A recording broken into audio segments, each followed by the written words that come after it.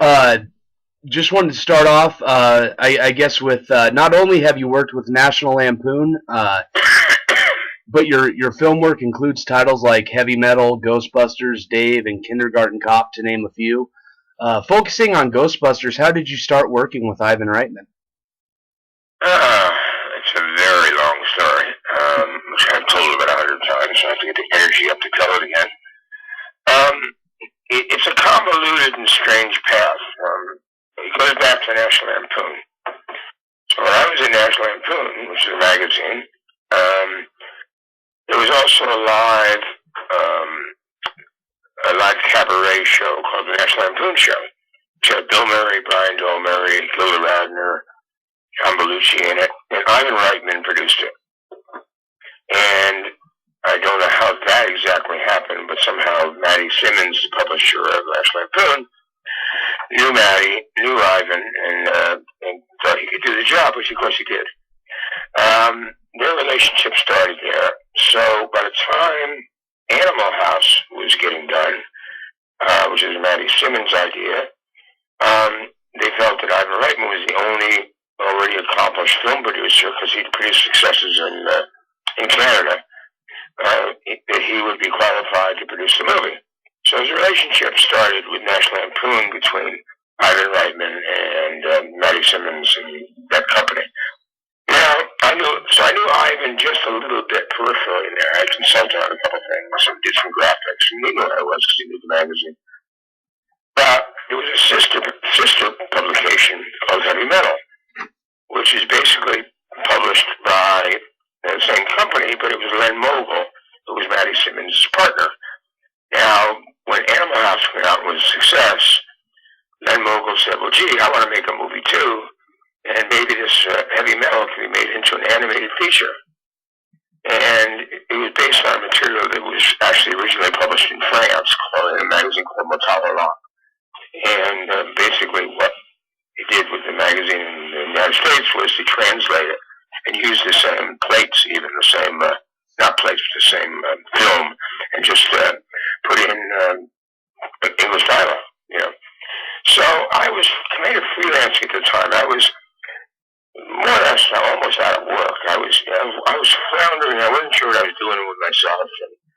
And I'd already been through Esquire magazine. I had a design firm, and I was just kind of fishing around. So I went back to the Lampoon offices and said, can I have a little office in the corner here, and I'll freelance and I'll do some design work. And Len said, yeah, well, we could do some work on some heavy metal books too, as well. I did a book called Making of Alien for Heavy Metal. And I was doing a lot of heavy metal stuff on a kind of freelance basis. So then Mogul comes around one day and he says, I think I got 20th Century Fox interested in doing heavy metal. And would you like to be involved? And I said, yeah, I'd love to be involved. And he said, well, because I told him, I said, you're going to need a lot of help in converting all the kind of graphics that are in this magazine and turn them into animation. And I know how to do that. Well, I didn't know how to do it, but I paid my way through. And he said, okay, I'll make you an associate producer. And that's back when the title actually meant something too. And I said, fine. So we went to England a little bit. We got to kind of false start on the film a couple times, and finally Fox backed out. They dropped it. They didn't put any more money up. They said, we don't want to do this. So Len was really kind of desperate. He didn't know what to do. He's still searching around. And I decided I'm going to move to California. Doug Kenny, who had done Animal House, was an old friend of mine. He was one of the editors of National Lampoon. And then Belushi a little bit, and a couple other folks who knew. All around California saying, come on, Mike, the weather's fine out here. Just come out and somehow get yourself in the movie business. So I sold my house and packed my family up and said, we're going to California to try and make movies. And you have to remember that my background, starting in high school, was making movies and publishing fanzines and that kind of thing. So I had a 16mm Bolex, and film was in my blood. I always wanted to do it, but I love magazines as well. So when I went to art school, I stayed in New York. Otherwise, I would have gone to California, but I didn't. So I figured, well, now's the time. I'm not that old. I'm 34, I think, at the time. So let's just give it a shot. And I didn't have a job. I had an advertising job waiting, just to be able to feed my family. And I figured if I got out there, I'd just work my way into the business somehow. Because I knew a lot of players, and I had enough ego to think I could do it.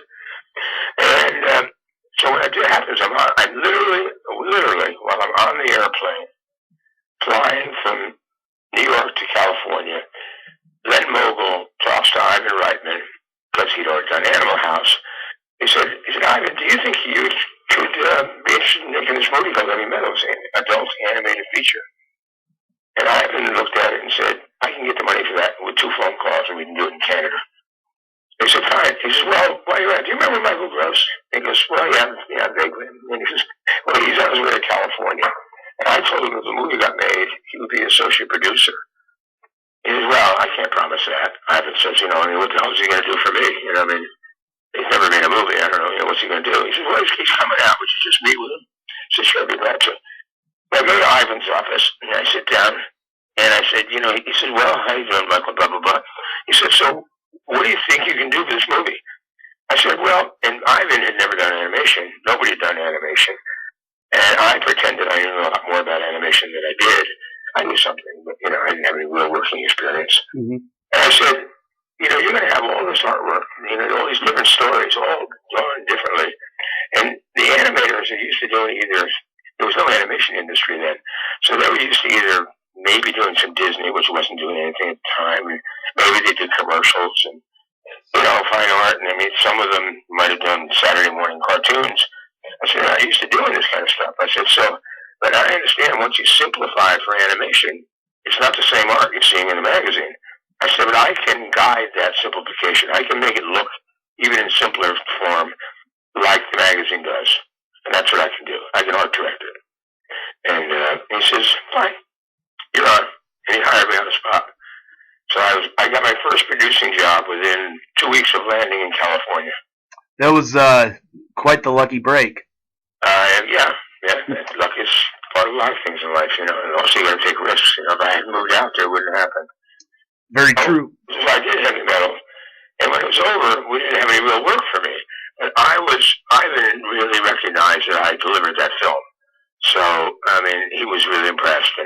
But we didn't have any more animation to do or anything, but he had some special effects going on in some little movie. And because I knew about the animation, we did some special. I said, they're not unrelated. I said, so I can help with the effects. He gave me a little work. And that's where it started. And then what happened was suddenly then we just started development. And he said, there might be a Heavy Metal sequel. And if there is, you can direct it. Which I thought, that's a good deal. So he gave me space in the office and a little bit of a salary as we developed things. And that led only a few years to Ghostbusters. And the logical thing at that point, because I helped him with some special effects, I think the whole Space Hunter Adventures in the Forbidden Zone. My name's not on it, but I helped him get to some problems with it. And he said, well, this is Ghostbusters, a special effects film. You know anything about special effects? I said, I know a lot about special effects. And of course, I was making that up as well. And he said, well, it's a real problem. I've never done a special effects film. There's no effects studio that can do it. And I'd like to make that your job, and I'll give you the title of associate producer, and you'll have your first live film. And therefore, then we made Ghostbusters, and I performed so well that I became a producer as part of his company for 15 years. Now, I know from checking a little bit on your Facebook page and reading a little bit about you that lately you have a lot of interest in photography and painting, and I've seen some of your paintings, and they are beyond amazing. At about what age did you get? Did you really figure out that you had a knack for art, and when did you take a big interest in it? 5. Age 5. Age 5, yeah. Can you tell me a little bit about designing the famous No Ghost logo and what all went into that? I believe I remember Harold Ramis saying something on the DVD commentary that you guys had to try to stay away from Casper the Friendly Ghost as much as possible. And by the way, if you get the DVD set, there's a little booklet in there, and I talk about designing the logo. The logo was in Danny Aykroyd's script. It said a ghost trapped in the no symbol. And just as part of producing the movie, I had this art department down in the special effects house called Boss Films. And I was working with Brett Boats, who also is an artist from heavy metal that I brought down. And just for basically costume and set dressing and on the side of the car, we needed a logo. And the art department was not really equipped to do that well. Art department meaning the actual art department under the art director of the film. Sometimes they have great skills at building sets and all the rest, but they're not really that good at graphic design. They're just not trained that way. So I said, I'll do the logo, Ivan. We'll just do it down at the effects house. We got Brent Boats, and I'll work it out. And I did a whole bunch of sketches, probably about 20 of different variations on the ghost breaking through. And that's the final one we went with. And we never had a conversation about looking like Casper or not looking like Casper. We went through it, and there were just so many ways you can draw a simplified ghost. Truthfully, it's really difficult. And one time we did it, we were sued by Harvey Comics, which is Casper, because they said it looked like a character called Fatso. It was one of the peripheral characters of Casper. Right. And the suit was settled, and I don't know how much for it. It was basically Columbia bought him off. And it would have been too much of a trial to figure it out.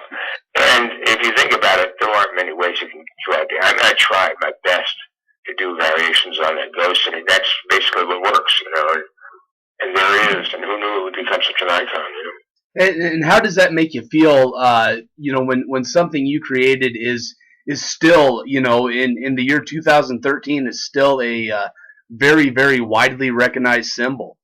Well, look, no more can you project that a film is going to be iconic. We knew the film would be a hit. We didn't know it would be a monster.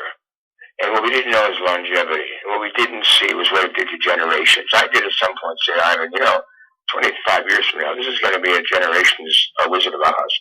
It's really going to, there's going to be people who are adults making the kids watch it, and et cetera. And that's kind of what happened. And I recently had a conversation about icons. It's actually an interview for some website. And I said, you have to understand something. If the movie were not a hit, that would not be an icon. If the movie were a hit, but I did a lousy, or somebody put a lousy graphic, it probably wouldn't be an icon. It turns out that we needed both to happen. And what really made it iconic was we didn't have the rights to the name Ghostbusters when we did the film. Right. Filmation had it, I believe. Exactly. So when the first teaser poster came out, they couldn't use the name Ghostbusters on it. And they have a great art department over there. I'm still in touch with the art director these days. And he said, well, what if we just take the logo real big and just tease and say, come in the summer to save the world? And therefore it got registered in people's minds immediately as an icon, or a potential icon. And of course it became one. It was one. I went to Pratt, and Pratt just had its 125th anniversary right now. And one of the things they did on the Pratt website was they posted icons of about 300 Pratt alumni and faculty. They were ranging from the Chrysler Building to Betsy Johnson's clothes to the 56th Thunderbird and the Ghostbusters logo. And they had people vote. And basically, they wanted to get it down to 125 iconic images made over 125 years of Pratt Institute. Well, the number one icon was the Ghostbusters logo, by far. Man, that's amazing. Yeah, so in 125 years of that school that I attended 50 years ago, I created the number one icon ever for that school. That is awesome, man. If I thought to myself when I was walking onto that campus at 17 years old, literally 50 years ago, and said, when you get out of here 50 years from now, you're going to be recognized as creating one of the most important pieces in the history of the school. Yeah, that's it's one of those things that really, you kind of look back on it and it blows your mind. And I know Ghostbusters, the film and the entire franchise is the same way. I was talking to somebody about it the other day about how how good it is to see that something I grew up with is still, very, very relevant today with younger generations of kids. A lot of times I'll wear a Ghostbusters shirt out in public, and it's pretty common for a 6 or 7 year old to look at it and know what it is. I mean, I know somebody who's in Africa and a kid had it, knew what it was. It's like, yeah, and it's very funny for me because I can actually say to people, I designed that logo, I have it outside of my car. I figured if no one else but me, if no one else in the world deserves to have a Ghostbusters logo on his car, it's me. It's the guy who created it. I know in Dan Aykroyd's first draft of the script, there was a ton of, it was a lot different than the actual film. For those who may not know, can you tell maybe one or two of the biggest differences that were in the original version? Probably the biggest difference, and it was Ivan Reitman who and you got to remember that Ivan and Harold Ramis had worked before together, and so did Bill Murray, and Ramis wrote really well for Bill, and so there's a team of people that have done some terrific work together, and Danny and Harold knew each other from the past as well. So this is and Ivan actually worked with Danny in Canada years ago. So it was like a nice little group of minds that had the same sensibilities. So when Ivan looked at it, he said, it's all really good. He said, but the big difference is Danny Aykroyd had him as working class guys. He had him as kind of roto-rooter guys, Mm-hmm. And Ivan decided it made a lot more sense. He could make more out of the separate characters if they came out of a university level of smartness, in history. Therefore, they could develop Egon. You can't develop Egon out of a working class bunch of guys, Right. Makes more sense to give them more of a normal background into, and then telling the story of their rise, with the business. It also helps explain Danny Aykroyd's attitude about how he's really into whatever it's called, what is it called? Paranormal. Paranormal and ectoplasm and all that stuff. Then it made much sense for him. And Bill is the business cynic. The fraud, basically. Right. The guy who will do anything for a quick buck. Yeah. So you couldn't take those three characters in a working class environment quite as well, and that was the biggest change. Right. I know. I think it was on one of the DVD featurettes. Joe Medjick said that it was really, really, really tough not to laugh while shooting the film, and not to laugh on set, and that Ivan was often the biggest offender of that. But what were some of the other really big challenges on the set while shooting the film? Challenges is a big word. Basically, here's the problem. We'd never done a special effects film, and Ivan hated doing special effects because it's not the way a lot of, especially a comedic director, likes to work. Because you have to storyboard all that stuff in advance. So you're editing in advance. They prefer to just have coverage. I got a close up and 2 shots and a wide, and I can always reshoot, and I got extra shots in the back, and I can make the film happen when I edit it with effects. It's like, here's the shot, because we got to start now and say that's the shot, because it's going to take us 9 months to deliver that damn frame. Mm-hmm. So he hated that process, and it was very cumbersome and difficult for him. And there was no special effects house available to do the film. So literally, I had to go to my friend Don Shea, who's at Cinefex. You know Cinefex magazine? Yes. Yeah. Well, Don and I went to high school together in Newburgh, New York, and made movies and published fanzines. So there he is in California publishing this prestigious magazine. I said, Don, I got to put together an effects house. So how am I going to do this? And he found out that Richard Edlund was thinking of leaving ILM, and he came down here. And of course, at that point, I think it was Trumbull he had this big effects house. He didn't really want to do effects anymore. And somehow we put it together that MGM and Columbia would team up, basically pay for that business to be theirs exclusively for a year and a half, and build cameras and everything else. So they did 2012, or it's 2011, sorry, 2011, right? Yeah. Mm-hmm. When was the movie? 2011, 2012? 2001. I believe 11. Yeah. And Ghostbusters at the same time. Mm-hmm. Columbia and doing that was a challenge. You talk about a challenge. Now, I'd never done special effects before either. We were now, because Ivan had this film, Columbia didn't have anything for the summer. It was about a year and a half before that, and Ivan said, I guarantee you this film at the beginning of the summer, and you'll have a blockbuster. Mm-hmm. Columbia said, fine, but you have to deliver it that summer. That meant doing it in almost half the time that any real effects film can be done in. With an effects house, we had to build from scratch. And that was my job.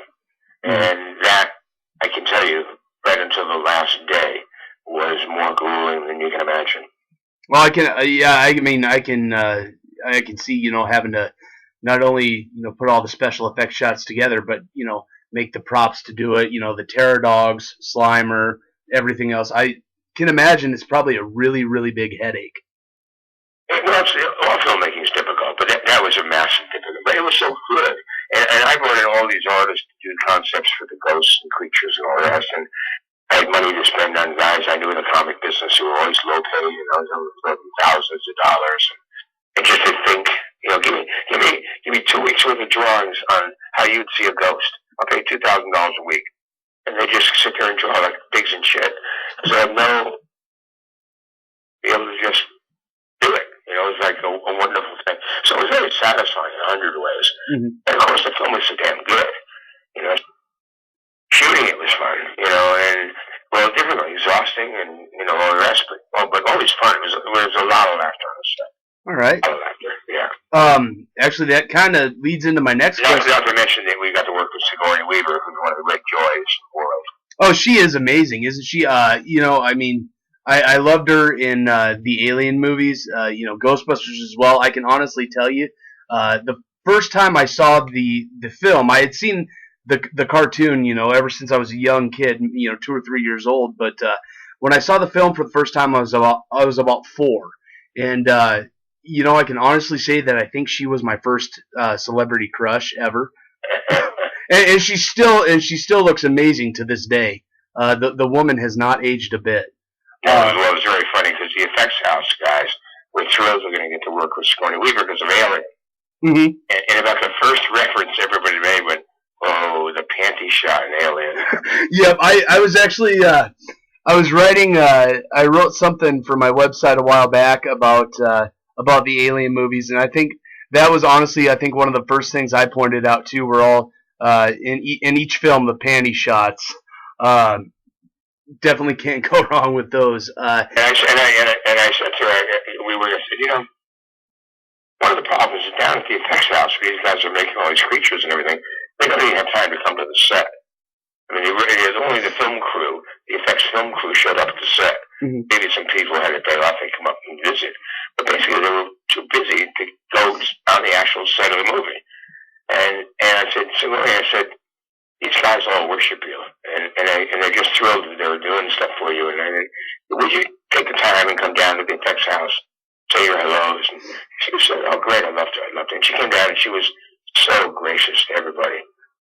That's awesome. I met Ernie Hudson. And a sweet guy, huh? Yes, I met him. I think back in 2006. He was here. He was here in Lincoln, Nebraska, where I live, to do a talk to some of the film students here at the University of Nebraska Lincoln. Got to meet him. I mean, just a tremendous guy, and it's such an amazing feeling when somebody you've watched for so long and looked up to for so long, on film, when you get to meet them in real life, and they're everything you ever made up in your head that they would be. Just genuinely one of the best feelings in the world. Yeah. We met Ernie because Ernie was a co-star in Space Hunter Adventures in the Forbidden Zone. Mm-hmm. 3D movie that we produced but didn't direct, and that's the one I helped out. My name's not on. So we knew of Ernie. It was a toss-up between him and Arsenio Hall for that role. Mm-hmm. in Ghostbusters. And of course, Arsenio ended up doing the voice of Winston on the real Ghostbusters. Yeah, but he was just, there was something not quite working class enough about him. Because that's the character we really wanted to be working class. Mm-hmm. You know, just a guy, hey, it's a paycheck. You know, I don't care what you do. Right. Your job. You know, and that's kind of more Ernie's nature as an actor than Arsenio's was.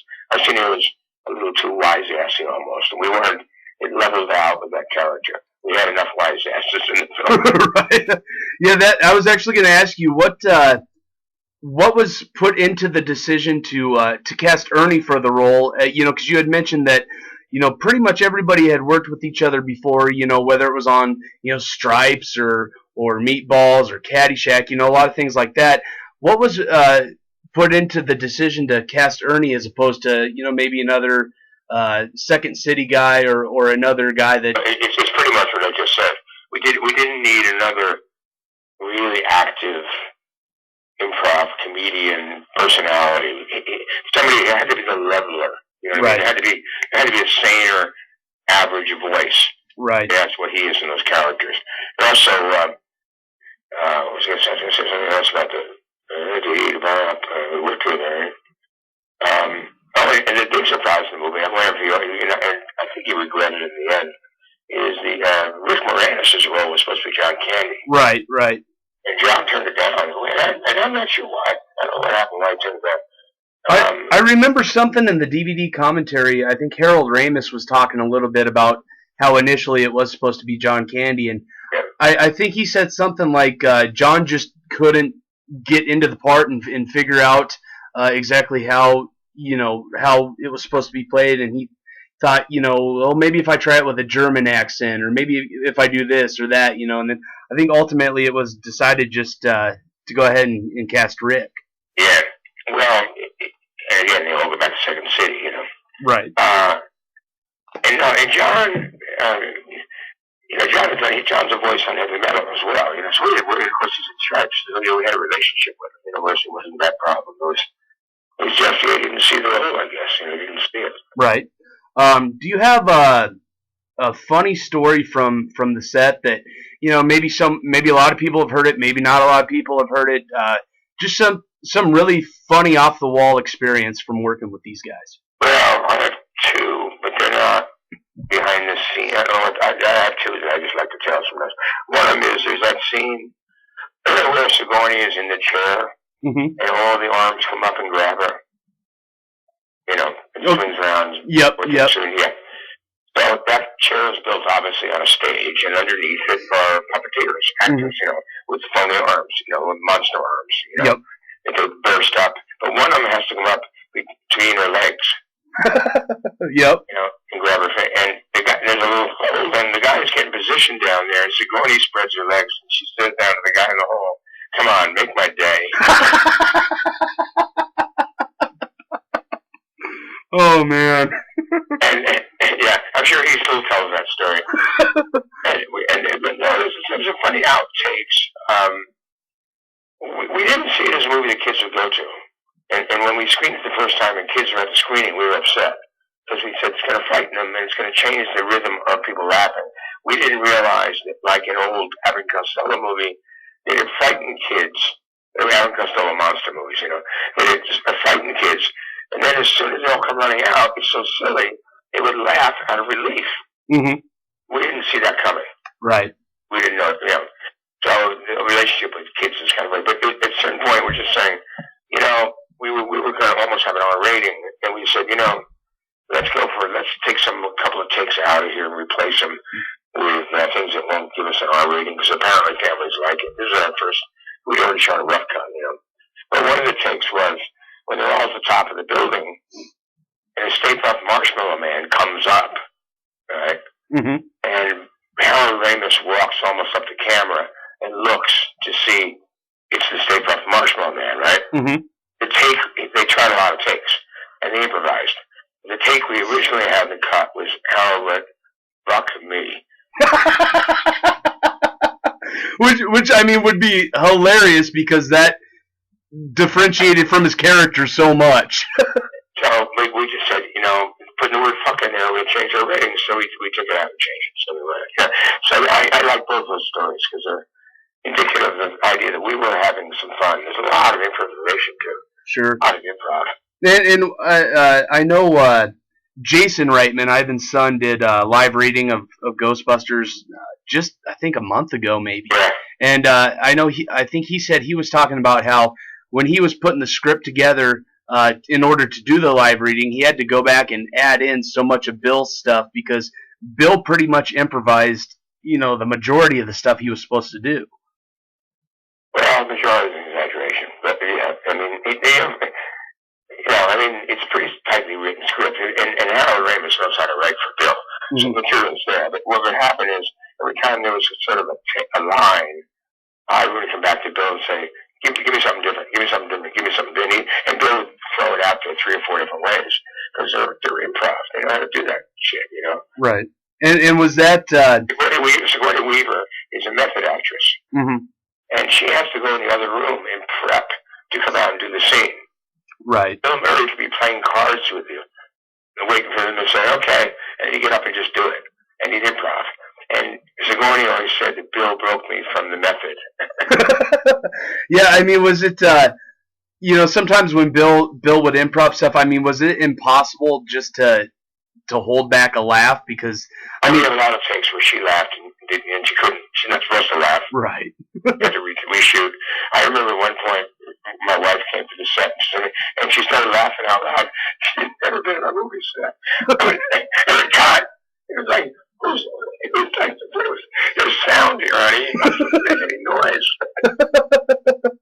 In the meantime, Ivan loved it because Ivan loved to see it work. Right, and obviously, before the film was all put together and while it was still shooting, obviously he could see something was working. There were never any doubts about anything in it working, mm-hmm. with one exception. Before we screened it for an audience for the first time, and it's way too late, of course. Right. Ivan said to me one day, he goes, "Are you fucking nuts with this Marshmallow Man thing? It's the biggest mistake we ever made." And it turned out to be, one of the most iconic characters. Yeah. You also worked on. By the way, that's very typical when you're making a film.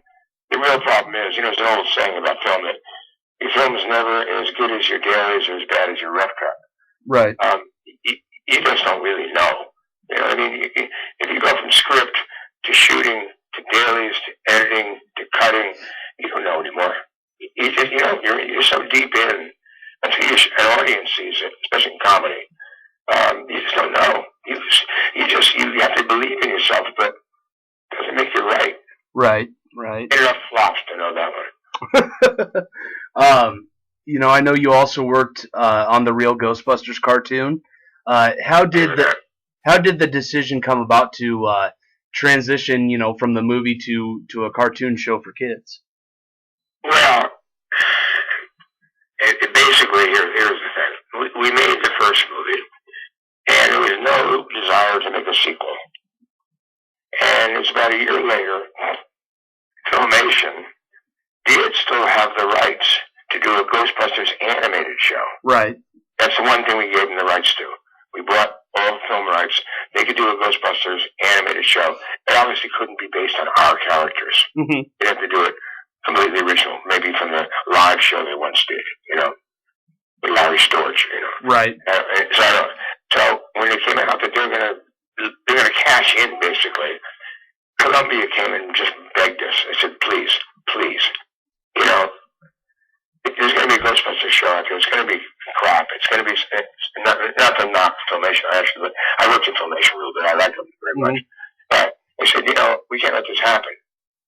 So, and since we were going to do a sequel, and we already knew now that kids loved the movie, it was like a year or two after.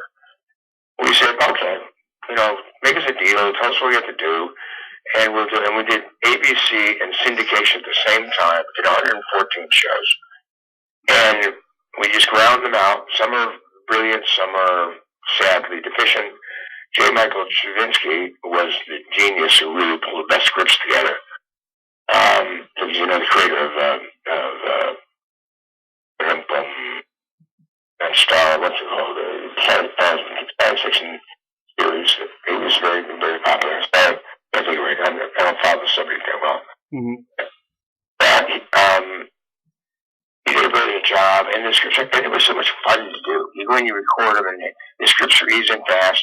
I'm a good script editor in animation, and of course I knew animation, so I was able to overlook the look of it and blah blah blah blah blah. So it was fun to do, Mm-hmm. and it made some money. It was nice, none of us got rich off it. It was kind of a working salary for a couple of years. Right.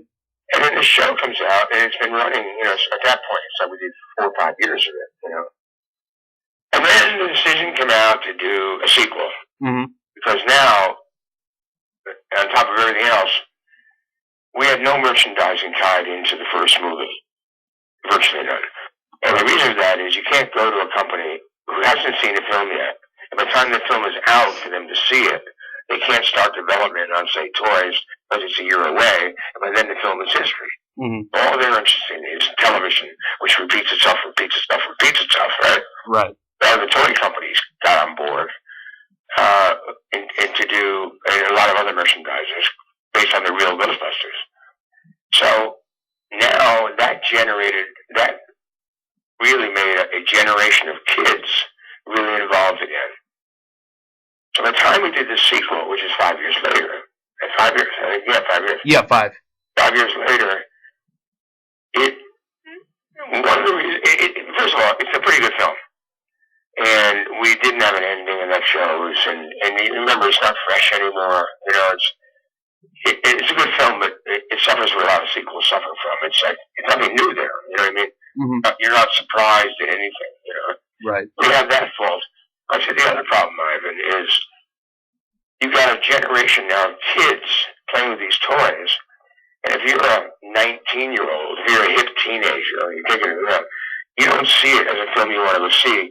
You see it as a product that your little brother has been playing with for 4 years. What's a movie like the toys? And we're going to lose a large part of our audience because of that. Mm-hmm. Can that be true? Although it's odd that today I get more royalties from number 2 than from number 1. And I think it's probably because they tied the merchandising into it or something. You can't figure out the bookkeeping. Right. So it had an odd rhythm to it by having a 5-year difference with a cartoon show in the middle. I don't care about what kind of sequels you do. That's a pretty unusual pattern, And that was I was going to get to the question here shortly, but I mean, do you think that Ghostbusters 2 was a better film than it was given credit for, or do you think that like you kind of said a little bit, it kind of suffered from what all sequels suffer from, and that's not quite being able to live up to the first? Well, yeah, that doesn't live up to the first. You remember, 80% of what makes the first one work are surprises. Mm-hmm. It's surprise after surprise after surprise after surprise. There's no surprises in 2. You know the characters already. You know their jobs already. All you can do is construct a story. But you're not amazed when you see the Ectomobile pull up, because you know the Ectomobile. They'll pull out proton wands, and, so we all got, unlicensed nuclear reactors on the back. That's been said already. So all those jokes and all that's history. So all you can do is construct something. I thought it was pretty well constructed. The problem is we had no ending. It's a really bullshit ending. Yeah. And we knew it. We rewrote it on the spot. We were desperate. We barely pulled it off. And, even the Statue of Liberty, the first one's got to stay up Marshmallow Man. So what are you going to do? Another giant walking thing. Right. And I do remember, after years of reading different forums and message boards and whatever else and talking to people about Ghostbusters, they always say that the second film basically, for the most part, follows the same formula as the first one. Yeah. In the sense that, they start out with nothing, go in business, big... Also, that's very much an Ivan formula, too. If you look at Evolution, which is a terrible film, mm-hmm. you can almost spot all the rhythms of Ghostbusters. Right. If you're not knowledgeable about how he works. Right. But, it simply is that. It's separate. In time, the only reason it holds up now in time is because Ghostbusters fans can't get enough Ghostbusters, so they'll accept getting wrapped up in number 2 just as well. Right. Almost pretending it's one long film, like Godfather, you know. Mm-hmm. Mm-hmm. And that's why number 3 is a ridiculous concept to me. Then, obviously, I'll ask you the standard, anybody involved with Ghostbusters interview question.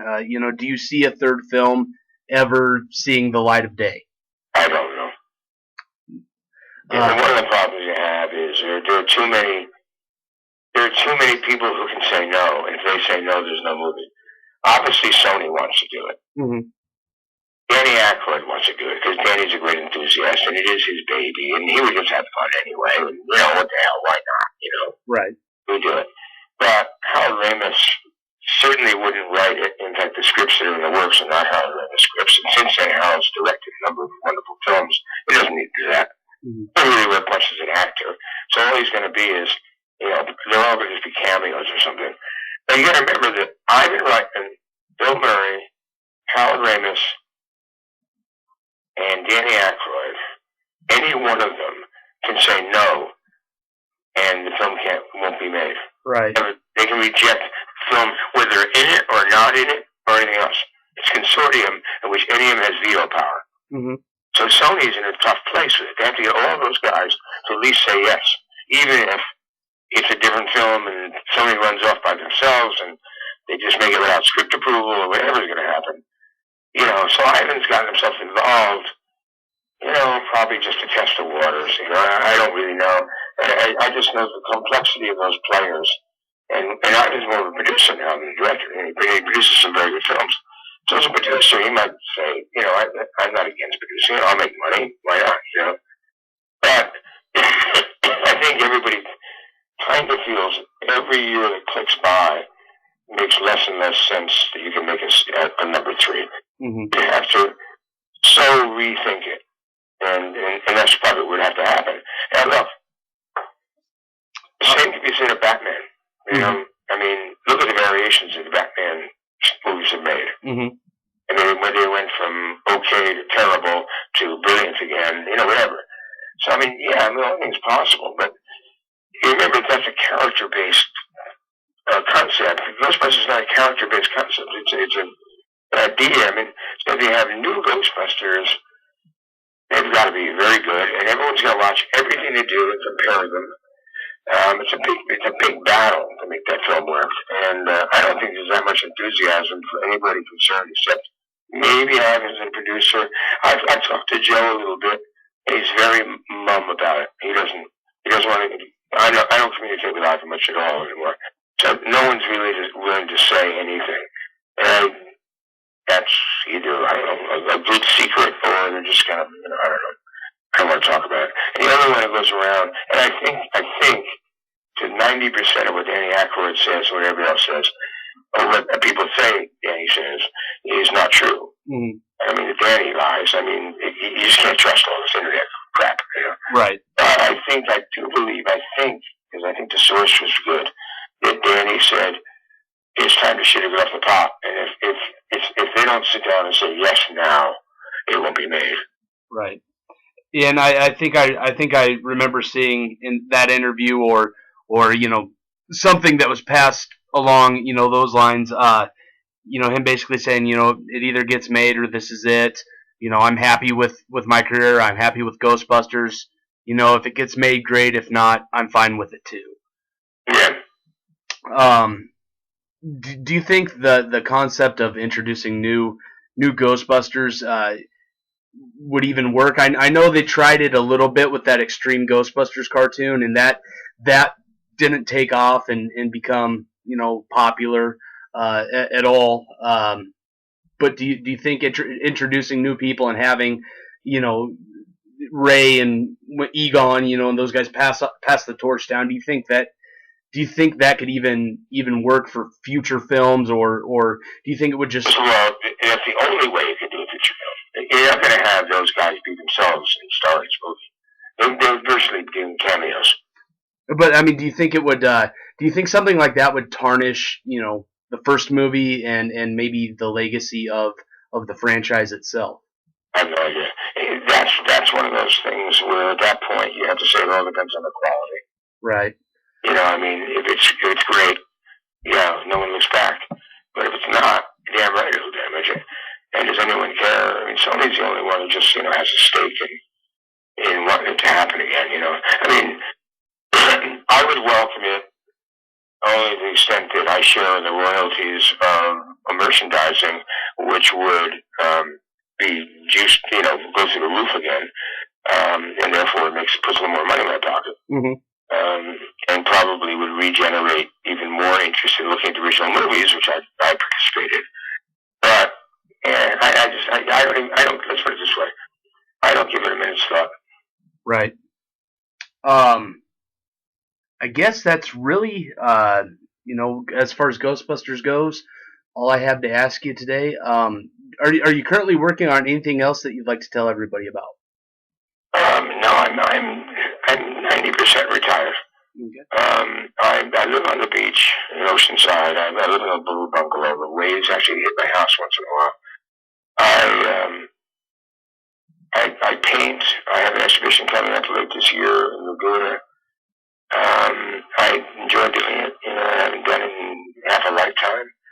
And photography is my first love, but I don't do it commercially. I travel a little bit, and I like it, and I have a good time shooting. I just try to make myself kind of happy. My wife died 6 years ago. Right.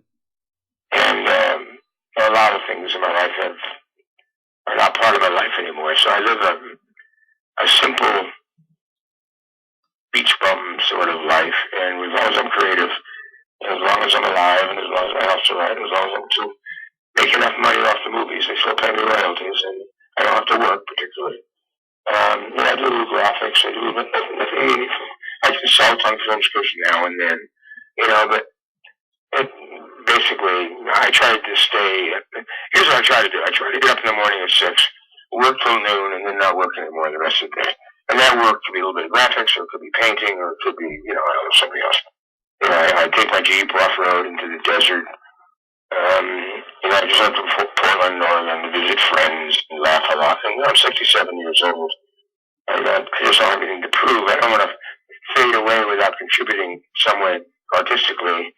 But on the other hand, I just don't have any great goals anymore. I'm one of those fortunate people who's been able to live 3 lifetimes and accomplish almost everything that I set out to accomplish since I was a kid. So, I consult and I curate the Oceanside Museum of Art, and that's very satisfying. It's meaningful, it's nice, and it's a lot like producing in a smaller scale. And that's it. I mean, that's not much to add beyond that.